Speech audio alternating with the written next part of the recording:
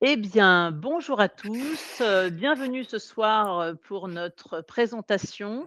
Alors ce soir, nous allons nous intéresser, aux énergies souveraines décarbonées avec, la société Arverne. On va parler d'investir dans ces énergies souveraines et décarbonées avec, 2 intervenants. En premier, Pierre Brossolet, fondateur et président directeur général d'Arverne. Bonjour Pierre. Bonjour. Et ensuite, Emeline Otax, directrice administrative et financière de la société Arverne. Alors, on parle beaucoup, alors Arverne, c'est de la géothermie. On a parlé, de la géothermie, mais Pierre, pouvez-vous en quelques mots nous expliquer ce qu'est la géothermie en termes simples et compréhensibles pour que tous nos auditeurs, puissent, bien comprendre ce qu'est la géothermie? Oui, donc rebonsoir. Merci à toutes et tous de vous intéresser au sujet. La géothermie, parce qu'effectivement, avant de parler d'Arverne, il faut parler de géothermie, c'est notre sujet et géothermie avec un S. Vous verrez qu'il y en a pas qu'une seule de géothermie, mais de façon, schématique, la géothermie, c'est la chaleur du sous-sol. Donc une chaleur, vous l'avez dit, qui est par essence locale, puisqu'elle est sous nos pieds, à quelques mètres, centaines de mètres ou quelquefois milliers de mètres.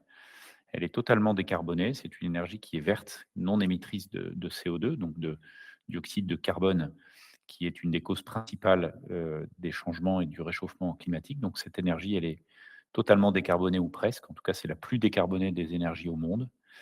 Et elle est, là aussi, c'est un mot qui a été dit, elle est souveraine, parce que toute la chaîne de valeur qui permet d'aller chercher cette chaleur sous nos pieds, eh bien, est française. On sait le faire.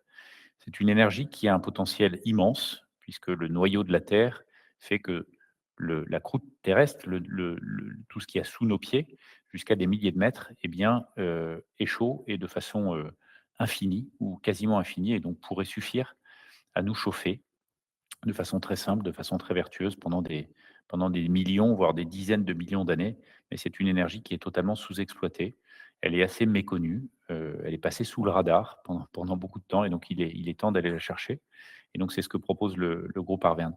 Donc quelques qualificatifs de cette géothermie que vous avez à droite, renouvelable évidemment, puisque quand on fait de la géothermie, c'est toujours en circuit fermé, on ne pompe pas des nappes d'eau, on en retire juste les calories pour derrière remettre dans le même niveau, du sous-sol, le même niveau géologique, cette quantité d'eau. Elle est décarbonée comme je le disais, elle est continue puisque tout ça marche à l'infini. Elle est locale parce qu'elle est sous nos pieds, donc elle est souveraine. Elle est économique, même il y a comment une petite, équation économique à résoudre, qui est qu'il faut un peu plus d'investissement, mais il faut beaucoup moins de dépenses derrière. Donc on est toujours gagnant à passer à la géothermie. Elle est très discrète puisque par définition, étant sous nos pieds, on ne la voit pas même quand elle est construite dans nos maisons, dans nos bâtiments, dans nos usines. On ne la voit pas une fois qu'elle est installée, et elle est pilotable, ce qui est très important. À l'heure où les énergies intermittentes gagnent du terrain, il faut aussi des énergies pilotables, c'est-à-dire constantes, qu'on peut arrêter ou redémarrer quand bon nous semble. Donc c'est tout ça la géothermie, c'est notre terre qui est, par définition chaude. Plus on descend, plus c'est chaud, et donc cette chaleur, on va s'en servir pour chauffer nos usages, nos bâtiments, nos usines, nos centrales, et avec, un mot qui est un mot magique et qui fait, la grosse différence pour la géothermie, c'est le froid, puisqu'il y a un certain type de géothermie qui fait du froid, notamment pour le bâtiment, qui est un froid gratuit. On y reviendra tout à l'heure. Alors Arverne, oui, oui. moi je voulais savoir parce que là, vous nous avez présenté la géothermie, donc on va dire vous êtes le fondateur d'Arverne, donc vous êtes tombé un petit peu dedans, très tôt, et comment vous avez décidé de cette thématique de géothermie à créer un des leaders incontestés de ce domaine? Comment ça vous est venu? C'est quoi l'ADN d'Arverne? L'ADN d'Arverne, elle est technique, elle est, je dirais presque pétrolière. Alors attention, il y a une petite contradiction, mais elle est née de l'expertise du pétrole. Donc on est, entre guillemets, on est passé à autre chose, mais donc à la géothermie, mais pour autant, c'est le sous-sol qui m'intéresse. Et vous parlez de genèse du projet. J'ai créé Arverne après 20 ans à avoir parcouru le monde sur des projets pétroliers. Et donc, je connais le sous-sol, je connais le potentiel du sous-sol, je connais donc le potentiel de la géothermie pour l'avoir touché du doigt pendant 20 ans. Mais après 20 ans, je me suis dit, c'est plus possible que la planète tourne avec du pétrole.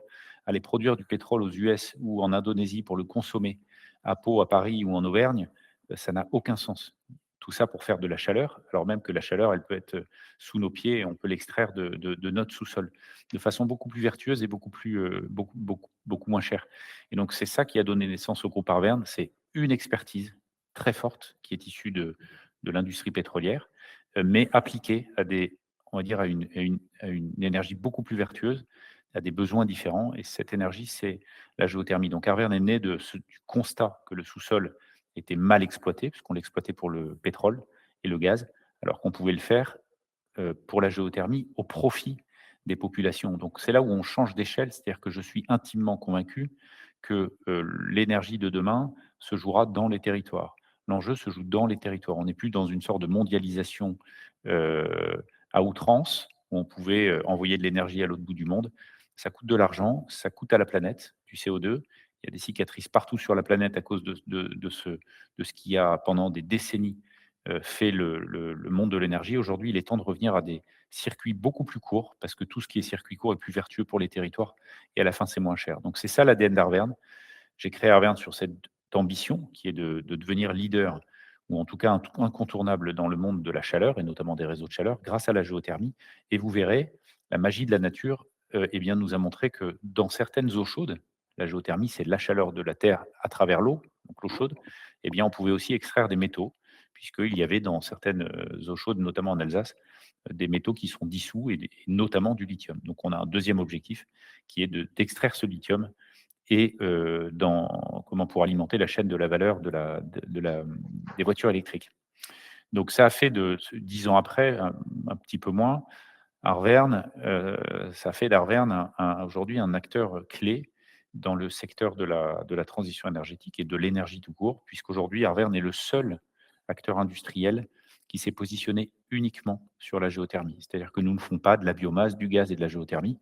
Nous faisons de la géothermie avec nos forces, qui sont l'expertise, du sous-sol, avec nos géologues, nos géosciences, nos machines de forage et nous nous proposons de délivrer, de produire, de vendre de la chaleur géothermale à des particuliers, à des usines, donc à des industriels, à des réseaux de chaleur urbains, à des petits réseaux de chaleur et en complément, grâce à notre société, Lithium de France, eh bien, on va extraire le lithium de ces eaux chaudes pour avoir on va dire une deuxième source de revenus, mais surtout pour contribuer d'une autre façon à la transition énergétique avec ces fameux, métaux précieux constitutifs notamment des batteries. Donc, le lithium n'est pas seul, mais c'est le matériau principal pour la fabrication des cathodes. Voilà, donc nous avons 3 sociétés, Forage et Travaux, Chaleur et Froid et Métaux Critiques, qui aujourd'hui sont chapeautées par, une maison mère qui s'appelle Arverne, qui elle est cotée en bourse depuis 2023, en l'occurrence sur Euronext.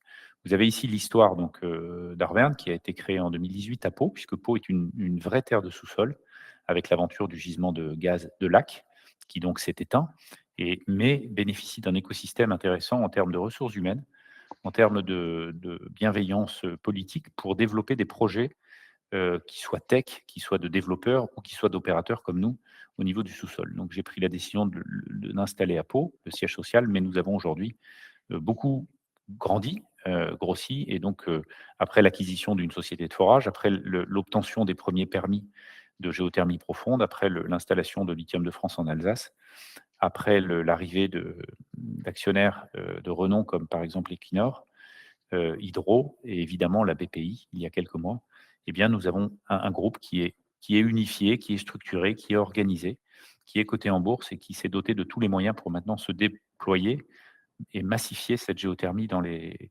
territoires avec un modèle que Emeline vous décrira tout à l'heure. Alors évidemment, on ne peut pas se passer de quelques mots sur le contexte puisque, les tensions aujourd'hui, à la fois en Iran, en Ukraine et cetera, montrent que,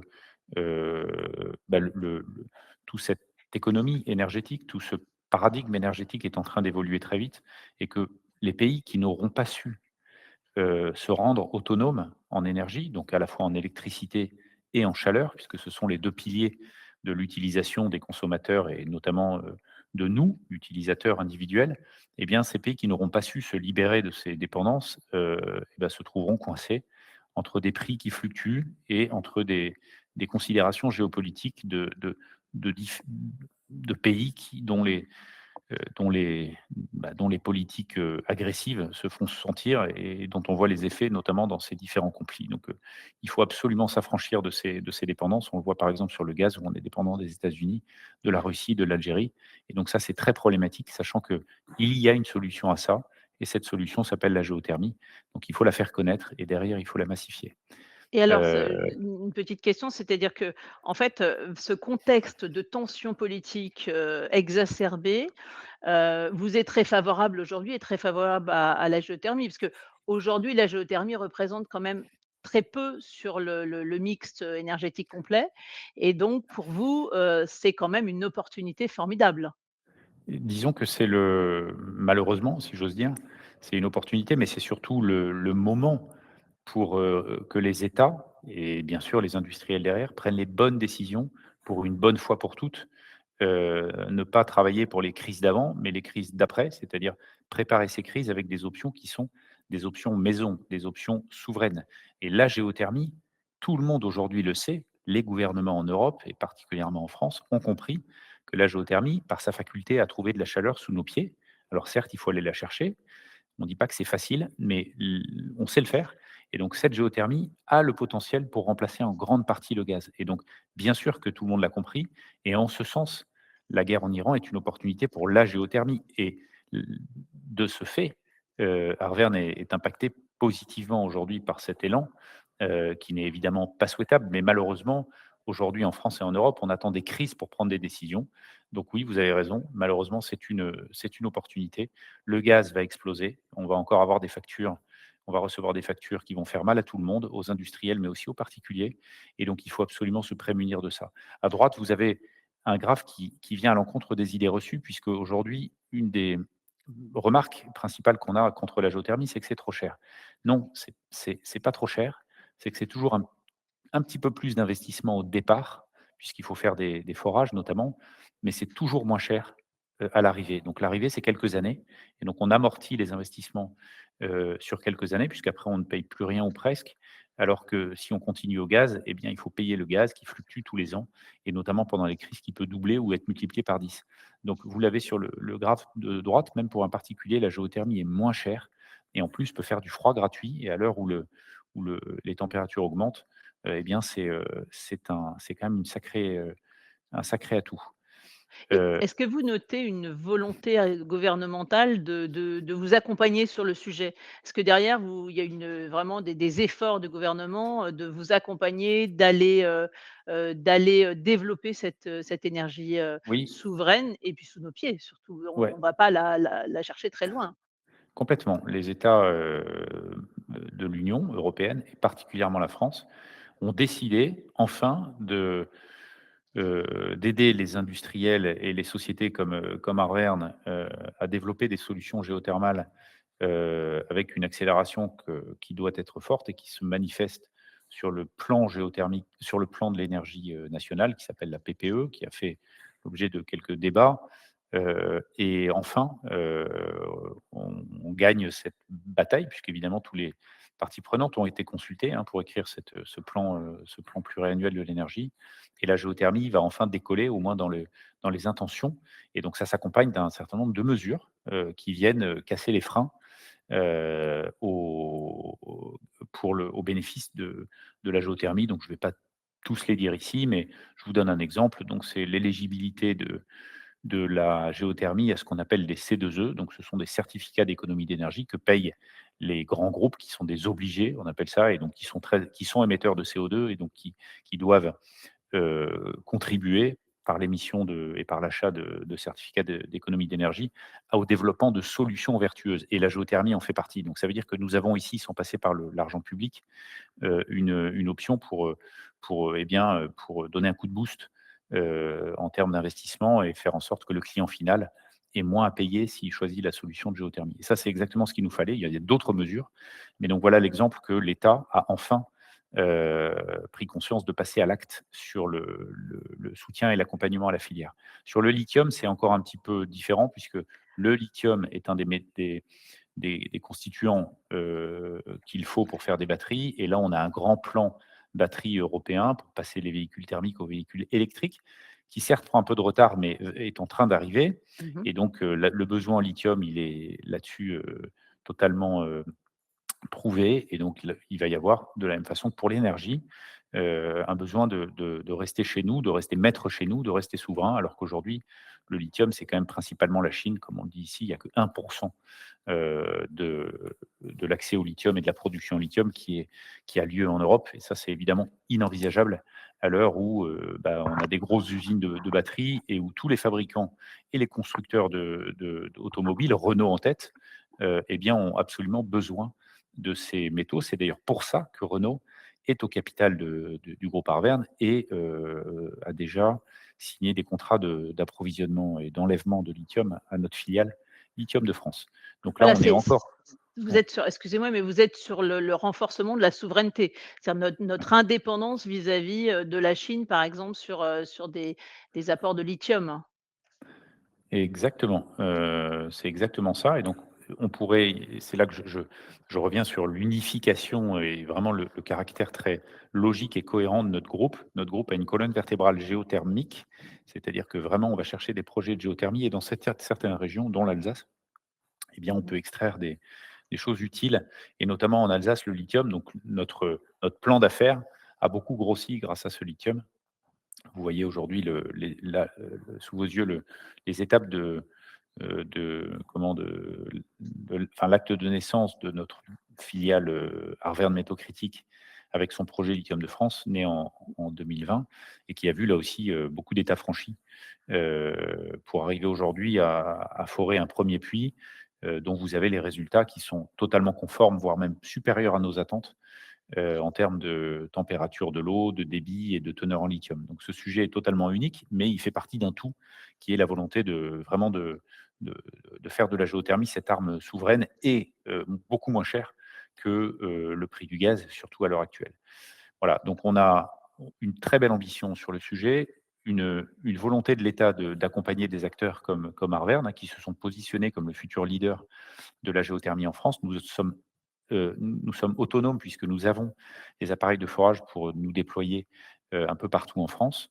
Et nous avons commencé à avoir des résultats depuis quelques années que nous annonçons au marché avec des objectifs que nous avons tous tenus ces dernières années et qui vont nous amener à une rentabilité progressive sur ces métiers. Mais je vais laisser Emeline prendre le relais sur ces chiffres. Voilà, alors peut-être qu'on va vous montrer un petit film illustrant, le lithium. Comme ça sera très parlant.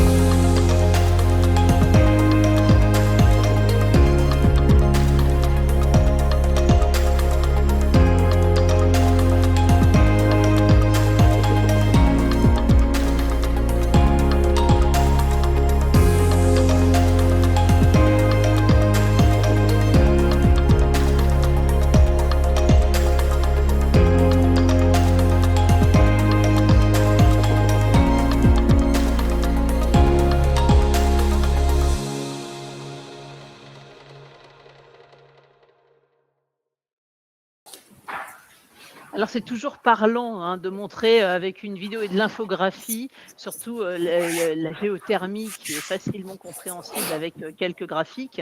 Et maintenant, Emeline Otas, vous allez nous parler, Emeline Otas, à la fois de la progression de votre chiffre, vos résultats 2025, puisque vous venez de les publier, et puis de vos clients, parce qu'on a vu sur ce petit film plein de noms que tous nos internautes connaissent très certainement, et ils sont peut-être clients indirectement d'Arverne, en fait, peut-être sans le savoir. Donc, je vous laisse la parole pour nous présenter un petit peu vos résultats 2025. Merci Véronique. Effectivement, on a présenté aujourd'hui au marché nos résultats 2025 et c'était important d'avoir aussi cette plateforme-là ce soir pour pouvoir les présenter de façon plus large à tous nos investisseurs ou nos potentiels investisseurs. Donc sur 2025, on a tenu notre objectif de volume d'activité. On a 25 millions de ce côté-là avec une croissance de 46%. Ça, c'est le résultat de 3 accomplissements. Le premier, c'est les chantiers, vous les avez vus en vidéo. On a équipé la plateforme ADP de Roissy avec un forage en géothermie profonde. Le second, c'est un chantier qu'on a démarré en fin d'année pour Safran, avec un nouvel appareil de forage qu'on a eu cette année, qui est vraiment un appareil de forage de dernière génération, ultra moderne, entièrement électrique, très compact pour avoir une empreinte au sol minimale. Donc voilà, c'est ces 2 forages cette année qui ont contribué à ce volume d'activité, à cette croissance. Le second volet, c'est la chaleur et froid, sur notre activité de production de chaleur et les premiers revenus qu'on enregistre sur les phases amont de projet, qui sont les phases de conception, puisque c'est aussi une des valeurs ajoutées fortes d'Arverne, c'est qu'on a un groupe intégré, en plus de pouvoir effectivement proposer des solutions de production de mégawattheures. On est aussi capable de mener les études parce qu'on a cette expertise-là en interne, qui est une expertise d'ailleurs assez rare en France. Et enfin, et là aussi, c'est encore une fois la force de notre modèle intégré, c'est la première fois que notre société de forage a foré pour notre propre compte, pour le compte d'Arverne. Et ça, c'est le projet en Alsace, à Schwabwiller, pour le projet Lithium de France. Donc, une belle croissance cette année grâce à des effectifs qui ont augmenté. Et en parallèle, un plan d'investissement, parce que vous le savez peut-être, mais on a un plan d'investissement qui est assez important. Et là-dedans, tout l'équilibre à trouver, enfin l'équilibre qui est très important de trouver entre voilà, du cash out et des investissements au bon moment pour ne pas mettre en retard non plus notre plan de développement. Donc, c'est 40 millions qui ont été investis en 2025, à la fois effectivement sur le forage en lui-même en Alsace, mais aussi sur une unité d'extraction de lithium, un démonstrateur qui a été réceptionné sur site en fin d'année pour pouvoir extraire le premier lithium des eaux géothermales alsaciennes. Et puis, on est une entreprise à mission, donc ça nous tient aussi beaucoup à cœur, tout le volet RSE, évidemment. Et je soulignerai notamment le fait qu'on a un engagement territorial qui est très important et on multiplie les actions dans les territoires pour accompagner nos projets, que ce soit en Alsace, mais aussi en Auvergne ou dans le Sud-Ouest. Donc, voilà, on est également extrêmement présent dans les territoires. Donc, je vous le disais, on a eu des très beaux chantiers sur le volet du forage cette année. Pour rappel, la société Forage et Travaux, c'est quasiment la moitié des puits qui ont été forés en France depuis 2010. Donc, on occupe une place prépondérante et en fait, on n'est que 2 acteurs sur ce marché. Donc, c'est un atout assez considérable pour nous et c'était aussi pour ça que c'est important de l'internaliser, parce que n'ayant pas pléthore d'acteurs, on ne pouvait pas dépendre d'un autre opérateur et mettre nos opérations possiblement en retard. Mais voilà, 3 beaux chantiers, Safran, donc le plus important site industriel qui est passé en géothermie cette année. On vient de finir le chantier là, début 2026. L'appareil est en train d'être replié. On a foré à 1800 mètres, donc à Villaroche. ADP, donc c'est aussi pour montrer qu'effectivement, on peut forer partout. Et également dans des milieux qui sont assez contraints. On est sur un aéroport, donc il y a beaucoup de réglementations. La plateforme n'est pas très grande. Et pour autant, voilà, on a réussi la prouesse de faire rentrer un appareil de forage qui mesure 50 mètres de hauteur. Donc, c'est assez technique d'arriver à ça. Et qui couvre voilà, cet ouvrage de 1200 mètres de profondeur, couvre 35% des besoins énergétiques en chauffage de la plateforme d'ADP. Et puis, enfin, effectivement, le chantier en Alsace pour Lithium de France, pour notre propre compte. Là est plus profond, c'est à 2600 mètres. Là aussi, c'est bon, Pierre vous a présenté les premiers résultats du puits. Donc, c'est des résultats qui sont au-delà de nos espérances. Et donc, c'est cette expertise forage aujourd'hui qu'on valorise. C'est effectivement pas des ouvrages qu'on peut mener partout en France. Je voyais les questions un peu dans le chat. La géothermie profonde, elle est essentiellement dans certains bassins, en Île-de-France, en Aquitaine, dans le bassin, évidemment dans le Grand Est, et aussi en Auvergne ou en région Rhône-Alpes. Donc, c'est pas partout. Par contre, il y a un autre type de géothermie qui est la géothermie de surface, et là, qui est valable partout en France, sur 97% du territoire, et qui là va équiper du bâtimentaire. Donc, on a fait plusieurs réalisations dans l'année, on en a mis que quelques-unes ici, c'est vraiment pas exhaustif, puisqu'on en est déjà à notre 100e chantier réalisé sur la partie géothermie de surface. Et donc, on peut faire du bureau. C'est le cas de notre bâtiment à Pau, là que vous voyez en bas à gauche. On a équipé notre bâtiment en géothermie de surface. Alors, vous voyez, ça ne se voit pas, parce que c'est absolument invisible, puisque les sondes sont cachées par des parkings, par des fondations, etc. Et ça permet de produire à la fois du chaud, mais aussi du froid, puisque ça rafraîchit pendant l'été. Donc, ça évite aussi une consommation électrique dans les bureaux. Et puis, ça crée un géocooling qu'on appelle, qui est plutôt assez confortable pour les utilisateurs. Et puis, il y a une applicabilité qui est infinie sur cette partie de la géothermie de surface. On a équipé un centre Galerie Lafayette, des entrepôts pour Sisley, pour qui on travaille. Ça fait déjà plusieurs chantiers qu'on fait pour eux. Donc là, la géothermie de surface, elle, est applicable partout en France. Et on a 6 ateliers sur le territoire national qui travaillent là-dessus.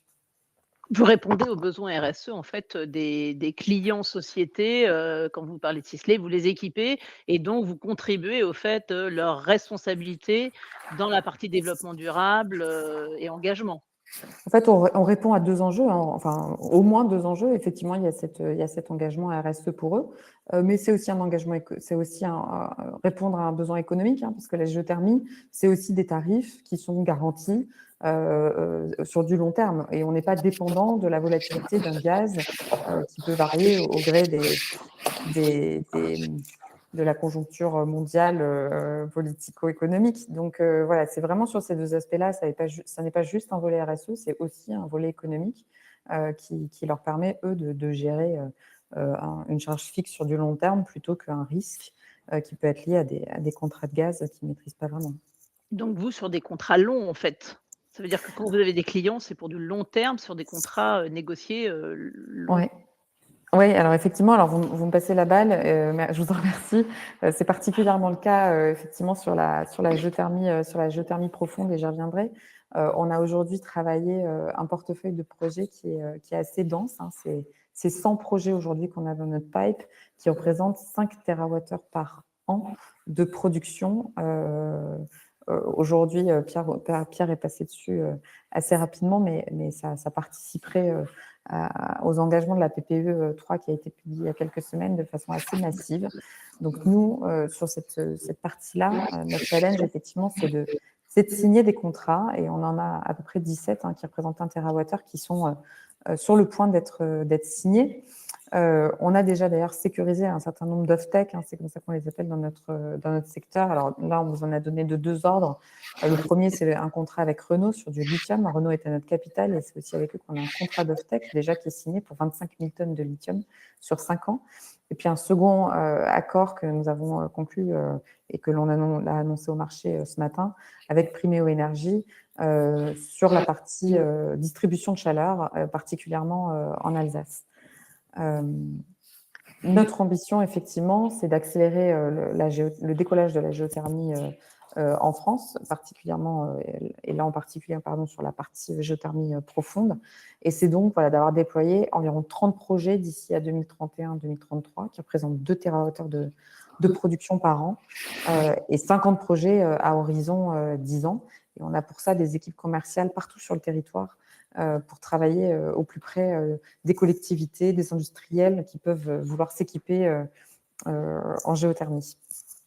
Donc des objectifs qui contribuent effectivement à notre souveraineté nationale, à notre indépendance, parce qu'on a vu pour aussi le lithium, l'importance d'être indépendant et avoir quand même une énergie proche. On est sur place, effectivement, on a tout sur place. C'est local. C'est local, et je prends, pardon, le Vas-y. micro une seconde parce que j'étais en train de lire les questions. Je pense qu'il est important de comprendre le mécanisme de la géothermie parce qu'il est extrêmement simple et ça devrait répondre aux questions sur les flux, mais même sur le potentiel. Le principe de la géothermie, c'est de forer un trou, récupérer la chaleur qui naturellement se trouve à une certaine profondeur. En gros, en France, quand on fore 100 mètres, on a 3 degrés en plus. C'est assez simple. Donc, quand on fore 1000 mètres, on a 30 degrés en plus. Eh bien, en fonction de la température requise, eh bien, on fore un puits, on remonte la température, alors soit sous forme d'eau, soit autrement, mais soit on a quelquefois même pas besoin d'eau, on va juste chercher les calories et on remonte ces calories à travers de l'eau glycolée en circuit fermé. C'est le principe de la géothermie bâtimentaire, mais je reste sur ce schéma-là. On va forer à une certaine profondeur, on remonte l'eau chaude. Donc là, vous le voyez en rouge. Cette eau chaude, elle passe dans un échangeur. Donc l'échangeur permet que les calories passent d'un fluide à l'autre, donc le circuit dit secondaire, que vous voyez en rouge derrière. Et cette chaleur va dans les bâtiments. Aujourd'hui, à Paris, il y a 1 million d'habitants qui sont chauffés comme ça en géothermie sans le savoir. Et l'eau du circuit primaire, à qui on a extrait les calories, est refroidie et on la remet, on la réinjecte, on la réenvoie au même niveau. Par exemple, à Paris, c'est à 1800 mètres. Et donc, on n'a aucune perte de matière. Et ce faisant, évidemment, on ne refroidit pas cette immense masse d'eau, puisque les volumes sont tellement grands qu'au contraire, c'est l'eau réinjectée qui se réchauffe immédiatement. Et donc ça peut durer des centaines d'années. Et donc, c'est très robuste parce qu'il n'y a pas de technologie là-dedans, à part pour forer des puits, mais ça, on sait faire, hein, on sait même très bien faire pour des anciens pétroliers. Et donc ensuite, c'est du tuyau qui passe tel un réseau de chaleur au gaz.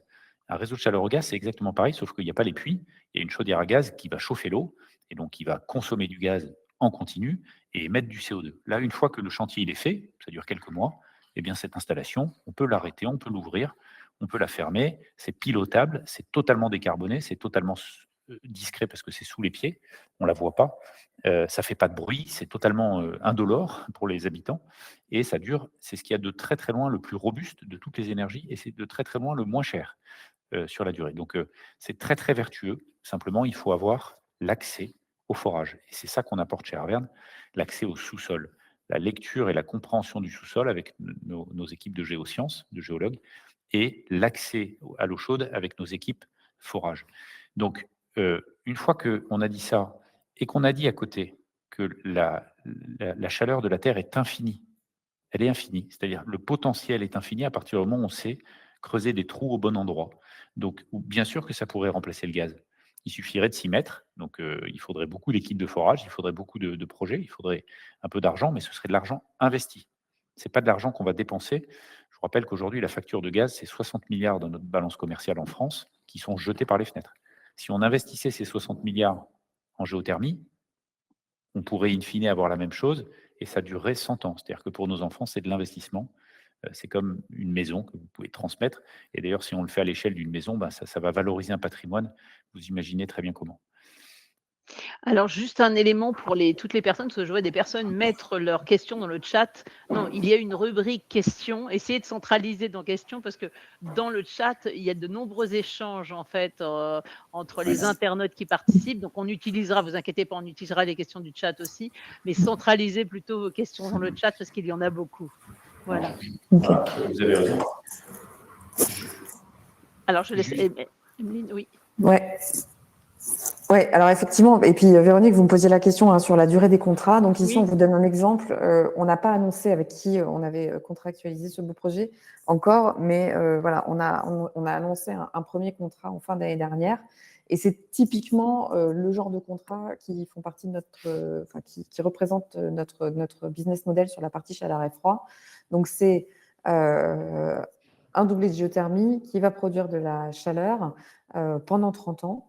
Ça représente environ 150 millions de chiffre d'affaires sur ces 30 années-là. Donc, c'est de chiffre d'affaires garanti, des cash flows garantis sur cette période-là, avec une marge d'EBITDA qui est à peu près de 50%, et puis des projets qui sont assez bien leveragés parce qu'en fait, comme vous démarrez le projet en ayant déjà contractualisé votre off-take, évidemment, on a des financements qui viennent nous aider pour la construction d'un CAPEX qui est entre 25 et 26 millions, effectivement, pour cette activité-là. Très bien. Alors, au niveau opérationnel, après, vous les... Oui, sur la partie de lithium, peut-être pour donner un peu d'éclairage aussi sur les contours du projet. Donc, le projet tel qu'il est décrit aujourd'hui en Alsace, c'est un potentiel de 27 000 tonnes, un objectif de 27 000 tonnes de lithium à horizon 2031-2033. Et là aussi, ce sont des revenus qui vont durer pendant une trentaine d'années. C'est un principe de concession, donc c'est au moins 30 ans. Et il va y avoir évidemment un ramp-up de production avant d'arriver à ces 27 000 tonnes. Il va falloir effectivement avoir mis en service un certain nombre de doublés de géothermie, de puits de géothermie.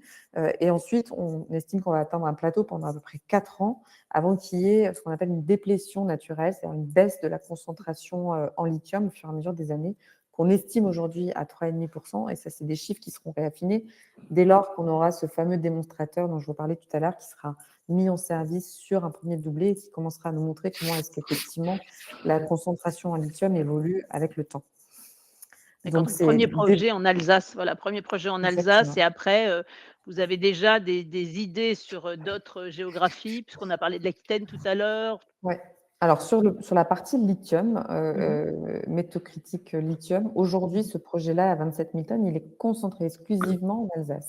Donc, il y a effectivement un premier site qui est en cours, et puis il y en aura d'autres qui suivront effectivement pour atteindre cet objectif de 27 000 tonnes. Et donc, c'est 10 milliards d'euros de chiffre d'affaires qui en découleront sur 30 ans avec des marges d'EBITDA qui sont autour de 75% sur cette partie-là. Donc, pour vous présenter un petit peu notre roadmap sur les années à venir et les objectifs qu'on se donne à court et moyen terme. Donc, à court terme, le portefeuille de projets que je vous présentais tout à l'heure, c'est 100 projets qui représentent 5 TWh de potentiel de production de chaleur géothermale. On prévoit d'avoir signé 400 millions d'euros de contrats long terme d'ici la fin de l'année. Donc là, ce sera vraiment la matérialisation de notre tunnel commercial qui sera transformé d'ici la fin de l'année. D'un point de vue industriel, donc Pierre vous a annoncé les premiers résultats qu'on a sur le premier puits qui sont extrêmement bons. Il va s'agir de forer le deuxième puits pour faire un doublé, cette fameuse boucle, de mettre en service le démonstrateur, d'en extraire les premiers lithium sur cette année. Évidemment, un enjeu financier, puisqu'il faut financer ce développement-là et ces CAPEX, et c'est aussi ma mission, accompagner des équipes et du COMEX. Et puis, effectivement, continuer à travailler notre feuille de route ESG, tout ça dans un objectif de réitérer nos guidances au marché, que sont une première production de chaleur en 2027, une première production de lithium géothermal en 2028, et l'atteinte de nos objectifs de production de 27 000 tonnes de lithium entre 2031 et 2033 et 4 TWh de chaleur géothermale produite. Et peut-être, ouais. Peut-être la dernière annonce avant qu'on passe aux questions-réponses, c'est sur le volet financier. Donc, je vous disais, on a un objectif sur l'année 2026 de sécuriser les financements de la société pour pouvoir permettre cette feuille de route et cette ambition derrière. Et on a annoncé ce matin au marché un emprunt obligataire qui sera souscrit par nos actionnaires historiques, que sont ADEM Investissement, FL Essentiel et Crédit Mutuel Equity, mais aussi majoritairement par BPI, donc BPI qui est rentré au capital d'Arverne en mai dernier et qui ici nous dit qu'ils ne sont pas juste rentrés pour prendre 4% en mai, mais vraiment pour nous suivre dans ce projet. Et c'est vraiment une première étape, c'est 33 millions pour ensuite aller vers d'autres types de financements au cours de l'année. Et on l'a annoncé il y a quelques semaines, on a Macquarie qui nous accompagne sur la structuration de ces financements à venir et donc la réalisation d'une future augmentation de capital. Pardon, sur les questions-réponses, est-ce que vous voulez qu'on prenne dans l'ordre chronologique?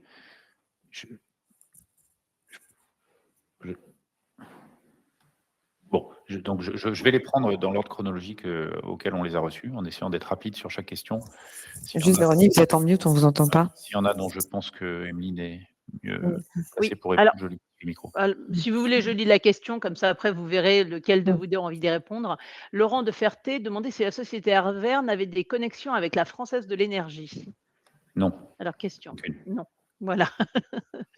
Donc, on a une réponse. Alors, non, mais je vais essayer de faire des réponses rapides, sinon on ne va pas réussir à tout les balayer, mais non. Alors, une autre question était comment faites-vous dans l'extraction du lithium dans l'eau? Ça, c'est un peu plus technique. On utilise des méthodes qui s'appellent, des technologies même, qui s'appellent DLE, Direct Lithium Extraction, de l'extraction directe de lithium, qui est, pour schématiser, une sorte de filtre mécanique. En fait, c'est un filtre qui propose une chimie un peu particulière et évidemment relativement développée. C'est là où est véritablement la brique technologique et qui permet de ne capter dans un flux d'eau chaude que l'ion lithium. Donc l'idée, c'est qu'on va capter l'ion lithium grâce à un filtre. On va laisser passer tout le reste qui va être réinjecté, comme je le disais, dans l'horizon géologique, dans le réservoir. Et donc cet ion lithium qui est un sel de lithium. Donc, on va derrière nettoyer les filtres et récupérer le sel de lithium qui sera transformé en carbonate de lithium. Voilà la technologie de façon schématique. Alors, Simon nous demandait quel est le growth par an pour les 5 prochaines années. Alors, c'est votre croissance. À quelle croissance vous attendez sur les 5 prochaines années? Est-ce que vous avez déjà dans votre plan de transition là, cet élément-là, Emeline? C'est pas un métrique sur lequel on communique aujourd'hui, donc on vous a donné alors vraiment, et puis après vous pouvez retrouver effectivement tout le détail de ce plan sur notre site et sur le CP qui a été envoyé au marché ce matin. Mais c'est pas un métrique sur lequel on communique, si ce n'est de dire qu'effectivement, en tout cas aujourd'hui on ne produit pas de lithium, on ne vend pas de lithium, demain on vendra du lithium. Donc voilà, on a cet objectif d'avoir cette production de lithium à 5-7 ans. De 27 000 tonnes de lithium et de 4 TWh de chaleur. Et on avait une question de Franck qui demande quels sont les risques sismiques. Il disait en effet, j'ai compris que les sondages gaziers de grande profondeur avaient été arrêtés pour des raisons de risque et de craindre des mini-séismes. Alors, il parlait sûrement de la partie pétrolière, de l'extraction pétrolière. Donc, je pense que Pierre, c'est votre vraiment sujet de votre ancienne vie, on va dire. Donc, vous connaissiez. Oui, on connaît d'autant mieux que c'est un sujet qui, évidemment, nous est posé régulièrement. Donc là-dessus, il ne faut pas dire que le risque zéro n'existe pas.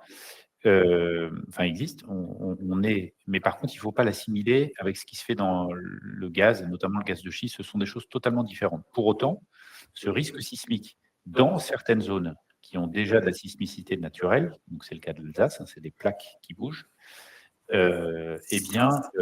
potentiellement existe, mais il est extrêmement limité par nos techniques et nos modes opératoires, puisque la première étape d'un projet de géothermie, c'est de faire une échographie du sous-sol.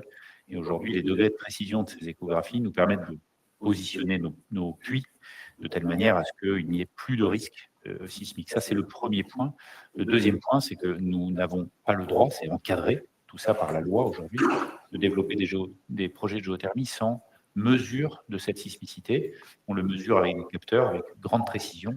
Et dès qu'on passe un seuil, je crois que c'est un 2.2 sur l'échelle de Richter, donc on ne le sent même pas physiquement, eh bien les opérations s'arrêtent. Donc, et ce faisant, si jamais il y a une sismicité, elle s'arrête aussi. Donc les risques sont extrêmement limités. Donc le maître mot, c'est anticipation quand on crée le projet. On avait Simon qui nous demande aussi, une usine peut fournir un rayon de combien? C'est-à-dire quand vous avez un forage, vous pouvez alimenter combien de kilomètres autour en fait? On a un très bel exemple en Alsace où un puits similaire au nôtre donc produit de la chaleur à 155 degrés, l'envoie à 15 km dans une usine qui s'en sert pour un process industriel. Je ne vais pas citer le nom. Donc 15 km et ils perdent 1 degré. Donc sur 15 km, ils perdent 1 degré. Maintenant, après, c'est une histoire de coût, puisque poser 15 km de tuyaux, eh bien, c'est du CAPEX, c'est de l'investissement. Donc après, c'est l'équilibre économique. Mais donc, on est capable techniquement de rayonner, de raisonner dans un rayon de jusqu'à 20 km. 20 km, d'accord. Alors, on avait Annie qui demandait si l'État ponctionne qui disait que l'État ponctionnait de lourdes taxes sur le pétrole. Qu'en est-il de la géothermie? Alors, j'ai plutôt cru comprendre que c'était plutôt l'inverse. L'État vous accompagnait plutôt. Alors, l'État nous accompagne, mais ça ne veut pas dire qu'il ne ponctionne pas. Ils accompagnent une filière pour la développer et on espère tous que les sociétés gagneront de l'argent, etc. Donc, l'État gagnera sur l'impôt sur les sociétés. En revanche, il n'y a pas en France de taxonomie particulière sur la géothermie et notamment la géothermie chaleur. Il n'y a pas de royalty, il n'y a pas de. Pour la simple et bonne raison que la chaleur profite au territoire. Ce sont les utilisateurs qui profitent de cette chaleur verte, donc par des coûts plus bas, par une stabilité des prix, etc. Et donc, que ce soit l'État ou même les localités dans lesquelles on opère, n'ont pas besoin de fonctionner pour redistribuer à leurs habitants, puisque c'est les habitants qui en bénéficient directement. Alors, une question quelqu'un qui connaît bien, Thierry, qui demande si vous utilisez des tubes Vallourec, justement, entre cette usine et puis votre puits. Voilà, est-ce que vous avez un fournisseur? Vous n'êtes peut-être pas autorisé à le communiquer d'ailleurs. Disons qu'ils font partie de nos listes de fournisseurs, mais parmi d'autres. Donc, Vallourec fait partie des spécialistes. La fabrication, la construction de tubes, mais on n'a pas de contrat exclusif avec eux. Alors, une question très technique, hein. Sur 100 € investis, combien est-ce qu'on dans l'énergie, voilà, quand sur votre projet, combien, c'est quoi l'équivalent gaz, nous dit?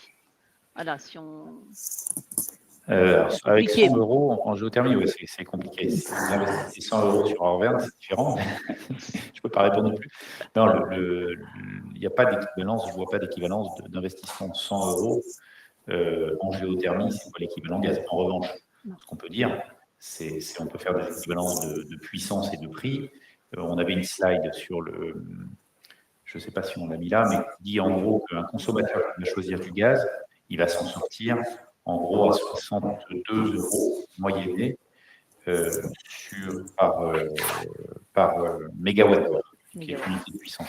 S'il choisit la géothermie, il s'en sortira à 59 €, donc au mégawattheure.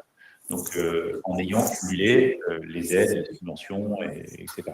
Donc voilà, ce n'est pas 100 €, mais en gros, si on fait une règle de 3, 100 € investis en gaz, eh bien pour la même consommation d'énergie, il investira 95 € en géothermie. Voilà. Alors le coût, combien coûte un forage? Est-ce que ça vous êtes habitué à le dire ou peut-être que c'est pas une information, communicable sur lesquelles vous souhaitez communiquer? Voilà. Non, c'est une règle de 3. Sur de la géothermie dite profonde, on peut estimer qu'un forage coûte quelque chose comme 1 million d'euros, je ne vais pas dire de bêtises, mais le kilomètre. Oui, en fait, ça dépend beaucoup de l'installation que vous faites, de où est-ce que vous forez, du design du puits, etc. Donc, nous, on a pu forer des puits qui coûtaient, qu'on a facturé à nos clients moins de 10 millions. Et puis, on va pouvoir faire des puits qui vont être beaucoup plus profonds et qui coûteront 20 millions ou 25 millions. Voilà, donc ça dépend vraiment, c'est assez large. Et puis, alors, je ne vous parle même pas de la géothermie surface, où là, on est sur des prix qui sont bien moindres. Donc, voilà, ça dépend vraiment de quoi on parle. Voilà. Alors, une question sur le lithium, hein. Où le lithium extrait sera-t-il raffiné? Est-ce que vous avez déjà, tout est prêt? Est-ce que vous avez déjà des accords avec des partenaires pour raffiner le lithium? Ou est-ce que c'est vous qui vous en chargerez en internalisant le process? Question. Le lithium sera raffiné en Alsace. On ne peut pas vous dire où exactement encore, mais ce sera du raffinage ou de la transformation plus exactement locale, hein, parce que c'est notre thèse. Et aujourd'hui, on n'a pas le nom de la société, puisqu'on y travaille. Et on sera évidemment partie prenante, pas forcément en totalité, mais a priori en partenariat. Et on ne peut rien vous dévoiler aujourd'hui. Voilà, non mais, l'important c'est la souveraineté. Ça veut dire ça reste en Alsace, ça reste en France, donc on a du lithium et on a une indépendance, forte sur ce sujet. On nous demandait également, combien coûtait un forage. Alors ça, bah, vous nous aviez dit que voilà, le forage, ça dépend, vous parliez de De la la règle de profondeur. 3. Ouais. Voilà. Ça dépend de la Hem, profondeur, effectivement. voilà, ça dépend de la grosseur du forage et si c'est, on a bien compris, si c'était très profond, un très profond ou si c'était de surface. Mmh. Quel est ah oui, alors une question en fait sur le périmètre de nuisance des riverains d'un puits. Est-ce que derrière vous avez, des contestations quand vous installez un puits de forage? Est-ce que derrière, c'est assez neutre, vous n'avez pas trop de réactions de la part des riverains? Comment Alors, se passe, l'installation? comme comme pour toujours, enfin, comme pour, tous les projets, surtout les projets d'énergie, on n'entend que les contestataires, mais il faut savoir qu'il y a quand même une grande majorité silencieuse qui adhère, de façon pleine au projet. Donc et même assez massivement. Mais bon, pour autant, évidemment, on est, tout à fait en droit d'attendre qu'il y ait des contestations et il y en a, ou des oppositions, mais alors parler de périmètre de nuisance, c'est compliqué puisque comme je vous le disais, à part les opérations de forage qui ressemblent à du BTP pendant quelques mois, le reste, pendant la durée du contrat, sur 30 ans, 40 ans, il n'y a plus de nuisance puisque la géothermie est enterrée et une centrale de géothermie, de grande profondeur, c'est sur, même pas un demi-hectare. Donc, contrairement, par exemple, à d'autres énergies où il faut des dizaines d'hectares pour la même puissance, là, on n'a quasiment aucune nuisance ni visuelle ni sonore. Pour autant, les oppositions sont là, des oppositions souvent de principe, mais, on arrive à, on va dire, à créer l'adhésion une fois qu'on leur parle et qu'on explique. Mais c'est difficile de parler de nuisance puisque c'est une des grandes forces de la géothermie, elle en a vraiment pas beaucoup. Elle en a pas. Alors Pascal nous demande combien d'années pour amortir le coût d'un forage? Donc après, ça Bah, dépend du forage profond, oui, voilà. Allez-y Emeline peut-être, ouais, ouais, voilà, exactement. Oui, ça dépend effectivement de quel type de forage on parle, mais si on est sur du forage profond, ouais, et puis de qu'est-ce que ça distribue, hein. C'est-à-dire que si on est sur un forage profond en Île-de-France qui va distribuer de la chaleur à un réseau de chaleur urbain, ce sera pas la même chose que si on est sur un forage qui est destiné à un site industriel comme c'est le cas pour Safran. Donc, vous voyez, les économies ne sont pas vraiment comparables d'un cas à l'autre, mais on peut dire que entre 5 et 7 ans, un forage peut être amorti 7 ans. Ouais. et Roland nous demandait aussi géothermie de surface, quelle est à quelle profondeur se trouvent les capteurs? Géométrie de surface, ça veut dire quoi? Parce qu'on a vu tout à l'heure la grande profondeur, hein, on a vu à quelle était la grande profondeur et maintenant géothermie de surface, c'est quoi? C'est combien de mètres, à combien de mètres en dessous, en fait? À 200 mètres maximum. Alors, on parle pas vraiment de capteurs, hein, on parle de sondes, donc Oui. on fore des puits à 200 mètres. Ça, c'est pour la Mmh. géothermie dite, bâtimentaire, c'est pour le tertiaire. Oui. C'est pour un Mmh. bâtiment comme nos bureaux, comme un EHPAD, comme un Leclerc. Donc là, Mmh. on fore des puits à maximum 200 mètres, donc entre 0 et 200 mètres et on descend ce qu'on appelle des sondes, donc un fluide, très caloriporteur. C'est du glycol qui va aller capter la chaleur de la Terre, donc les 6 degrés en plus, et ensuite la transporter dans la pompe à chaleur qui va faire le chaud. Voilà, ça, c'est le principe de la géothermie de surface. Et donc là, on fort des puits à un maximum 200 mètres. Ça, c'est la loi. Enfin, c'est le code minier. Et alors Hugues, demandait si tout ce qu'il se passait, les atermoiements de certains pays constructeurs automobiles qui tentent à freiner un petit peu le passage, vers, la partie verte, est-ce que ça vous inquiétait? Est-ce que ça pouvait vous toucher? Alors, ça nous inquiète absolument pas, parce que la vague vers l'électrique, elle est là, elle est lancée. Alors, elle sera peut-être un peu moins grosse ou moins rapide, mais les gigafactories en Europe, les 35 sont, sont validées. Enfin, en tout cas, il y en a déjà construites, et notamment en France. Il y a une volonté politique, et puis surtout, c'est le sens de l'histoire. Maintenant, qu'il y ait du retard ou de l'avance, sans doute, hein, comme dans tous les grands projets industriels, ça nous inquiète absolument pas, puisque toutes les prévisions sont là, c'est qu'une question de temps. Est-ce que ça nous touche? Oui, tout décalage de projet nous touche. Pour autant, on a, sur les volumes très importants des besoins en Europe et en France, bah, finalement, Lithium de France représentera une portion relativement, enfin, faible, même si elle est significative et elle va générer des gros revenus. Donc, ces retards éventuels ne vont pas nous empêcher de vendre, on va dire, notre lithium puisqu'il aura un gros avantage compétitif. on l'espère, moins cher que les autres, hein, ceux qui viennent de Chine, et surtout un avantage d'être local, d'être décarboné, etc. Donc non, ça nous impacte et ne nous inquiète pas vraiment. Une empreinte carbone basse. Alors, voilà, on demandait également en fait, on posait des questions sur l'entretien de la maintenance du dispositif. Une fois que parce qu'on a dit voilà, la difficulté au début, il y a un peu de BTP à faire pour installer et puis après la maintenance. Comment, c'est Arverne qui va assurer la maintenance? Comment ça se passe? Oui, sur nos ouvrages, nous allons nous charger de la maintenance, sachant que la géothermie est de très très loin la plus robuste et la plus fiable des énergies. Quand une installation de géothermie est en place, et c'est logique, puisque c'est assez simple, c'est des tubes en acier, c'est une pompe à chaleur eau qui est connue comme étant les plus robustes du marché. Il n'y a pas d'intrant, donc on ne met pas du bois ou autre chose, il n'y a pas de gaz. Eh bien, elle n'a besoin quasiment de rien. Donc, les interventions sur les puits, c'est nous qui les ferons avec notre flotte de forage, mais c'est une fois tous les 2-3 ans sur les ouvrages de géothermie profonde. Et Mmh. un ouvrage de géothermie de surface, ça dure des dizaines d'années sans avoir besoin d'entretien de ces puits. Après, c'est comme pour une chaudière, il faut entretenir la pompe à chaleur, mais c'est très simple, hein, c'est un chauffagiste. Oui, on s'occupera de la maintenance pour tout ce qui est sous le sol. Et alors, on a une question de Thierry qui demandait si parce qu'on a dit tout à l'heure que vous détectiez, le lithium dans l'eau, et il demandait si vous détectiez aussi l'hydrogène blanc. C'est possible, bien sûr, il suffit de le mesurer. Donc, d'ailleurs, on va le faire sur notre puits en Alsace, il y en a.